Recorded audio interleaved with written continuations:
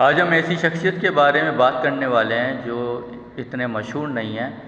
ان کا نام ہے عبید اللہ سندھی، مولانا عبید اللہ سندھی۔ اصل میں ان کا نام جو یہ جس خاندان سے تھی وہ ایک سکھ خاندان تھا، اور انہوں نے 17 سال کی عمر میں اسلام قبول کیا۔ ان کا اصل نام بوٹا سنگھ تھا۔ 17 سال کی عمر میں جب انہوں نے اسلام قبول کیا اور یہ مسلمان ہوئے، تو آج کے مسلمانوں کی طرح نہیں تھے جنہیں یہی نہیں معلوم ہوتا کہ اسلام کیا ہوتا ہے اور خلافت کیا ہوتی ہے، بلکہ یہ ایک پڑھے لکھے آدمی تھے۔ جب انہوں نے اسلام قبول کیا تو اس کے بعد بھی کئی کتابیں انہوں نے پڑھیں، اور جو اہل علم لوگ تھے ان کے ساتھ ان کا اٹھنا بیٹھنا رہا، اور کافی علم انہوں نے حاصل بھی کیا۔ بعد میں قرآن کی تفسیر بھی لکھی۔ اور وہ لوگ جو انقلابی لوگ تھے، کچھ کرنا چاہتے تھے، یعنی کہ اس زمانے میں 1872 میں جب یہ پیدا ہوئے سیالکوٹ کے اندر، تو برٹش راج موجود تھا ہندوستان میں، اور کچھ نہ کچھ حد تک بالکل بظاہر تو افغانستان پر ان کی حکومت کبھی قائم نہیں ہوئی انگریزوں کی، لیکن کچھ حد تک افغانستان پر تھوڑا بہت کنٹرول تھا، یعنی کہ ان کی اندرونی معاملات میں یا بیرونی معاملات میں تھوڑا بہت کنٹرول تھا۔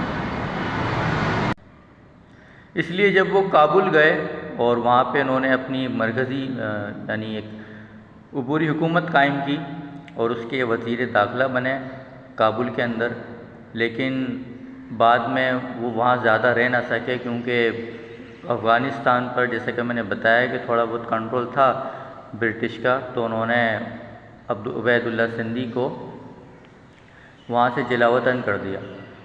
اور جلا وطن کہاں کیا؟ ان کو رشیا کے اندر۔ اچھا، یہ صرف ان کے ساتھ نہیں ہوا، جتنے بھی لوگ ایسے مسلمان تھے اس وقت جو خلافت پسند لوگ تھے، یعنی اسلامی نظام چاہتے تھے اصل میں، جیسے مولانا محمد علی جوہر بھی تھے اس میں، تو ایسے لوگوں کو ہندوستان سے نکالا یا پھر مار دیا گیا۔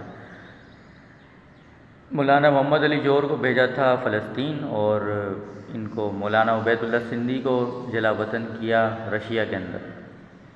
جب وہ رشیا گئے تو ظاہر ہے وہاں کمیونسٹ رہتے تھے، اور انہوں نے وہاں کا نظام بھی دیکھا، لیکن اس کے سسٹم کا ان کے خیالات پر کوئی زیادہ اثر نہیں پڑا، یا یوں کہہ لیں کہ اثر ہی نہیں پڑا۔ جب وہ واپس آئے تو انہوں نے وہی جو ہے اپنا نظریہ رکھا، اسلامی نظریہ، اور انہوں نے کہا کہ خلافت کیا ہے، جس طرح اس میں شورا ہوتی ہے، عوام کی رائے لی جاتی ہے، جیسے خلفائے راشدین تھے، اصل خلافت تو وہی ہے، خلافت علی منہاج النبوہ جسے کہتے ہیں، جو خلفائے راشدین کی تھی، حضرت ابوبکر، عمر، عثمان، علی رضی اللہ عنہ، اللہ ان سے راضی ہو۔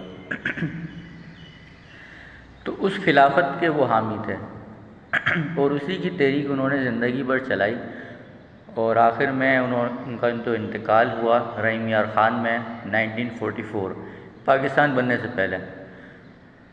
اور آخر تک وہ اس بات کے حامی نہیں تھے کہ یہاں پہ پارٹیشن ہو، بلکہ وہ چاہتے تھے کہ ایک ایسی ریاست بنے، انگریز یہاں سے جائیں اور ہندوستان میں ہندو اور مسلمان ساتھ رہیں آپ۔ تو یہ وہ لوگ ہیں جنہوں نے قربانیاں دیں، صرف لفظی نہیں بلکہ کچھ کر کے دکھایا۔ جلا وطن بھی ہوئے، بعد میں انہوں نے مکہ میں بھی گئے اور علم حاصل کیا، قرآن کی تفسیر بھی لکھی، لیکن آج ان کی قربانیوں کو کوئی نہیں جانتا۔